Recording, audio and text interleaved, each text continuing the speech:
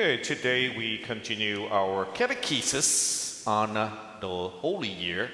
Remember last week we talked about these two crosses. The one on the left-hand side is the cross from Vatican, and the one on the right-hand side is our very own cross for the Diocese of Orange. For this cross, this is the Vatican cross. You would see the official Jubilee logo on the one side, and on the other side, you would see the glorious Christ as a sign of hope for the world. And the overall message for this cross is that Jesus is the focus and the source of hope for our journey. And the cross for the Diocese of Orange is a little more complicated. It's about 8 feet tall, 5 feet wide, and there is a very visible circle right in the front there. In this circle, this circle is the image of the whole entire Diocese of Orange. In this circle, you would see the Ascension of Jesus, Our Lady of Guadalupe, Saint John Capistrano, the inscription of Saint Junipero Serra, the cross as the orange tree, which is also the tree of life and its many branches. And the message for this cross is that the Diocese of Orange is a dynamic Catholic community which has Jesus as the center. He is a true vine, and we are his branches. He is a glorious ascension Christ, the head of the diocese, who bestows upon us his blessing through the intercession of Our Lady of Guadalupe is our patron, and the co-patrons of the diocese, Saint Junipero Serra and John Capistrano. So those are the crosses that we talked about 2 weeks ago. Today we talk about the Plenary Indulgence. Many of you might have heard this for the first time. For the Jubilee year, Plenary Indulgence is one of the greatest spiritual benefits for this year. So what it is a grace that removes temporal punishment for sins that have already been forgiven. And I will talk about that a little later.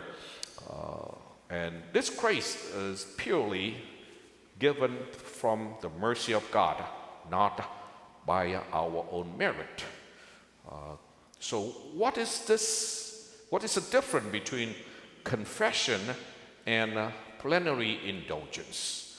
Confession is a sacrament that forgives the guilt of sin, while plenary indulgence is a remission of the temporal punishment for sin that have already forgiven. For example, every time we commit a sin, whether venial or mortal, intentionally or unintentionally, it incurs guilt and punishment. The sacrament of confession will remove the sins, the guilt, and restore us to the relationship with God.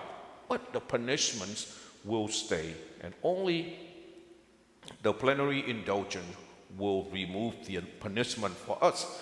For example, recently, somebody accidentally bumped into my car and damaged a side door, and it cost me $5,000 to repair.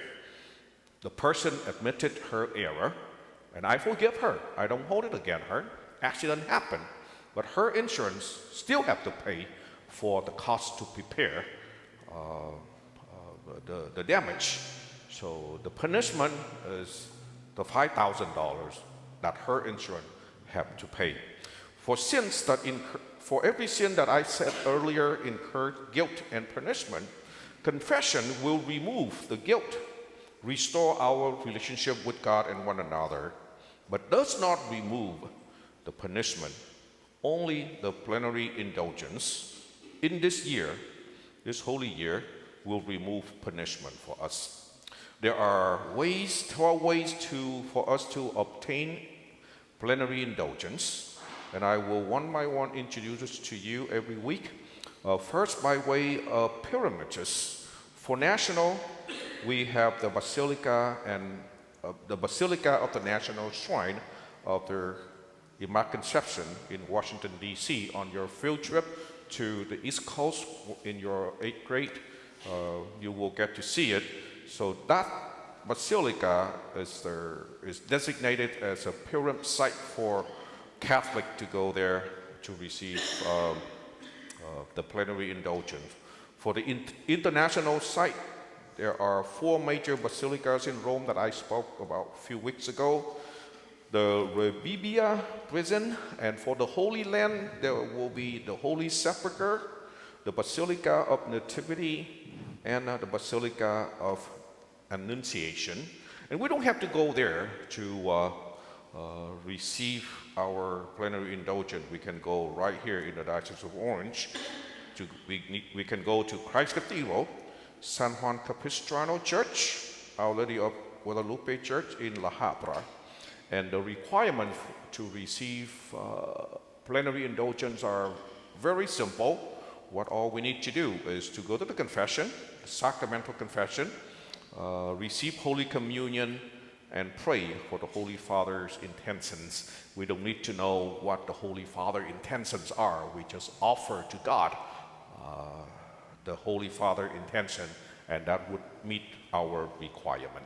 So next week, we'll continue to talk about other ways to receive or obtain plenary indulgence. And now please stand. We continue our Mass with prayer of the faith.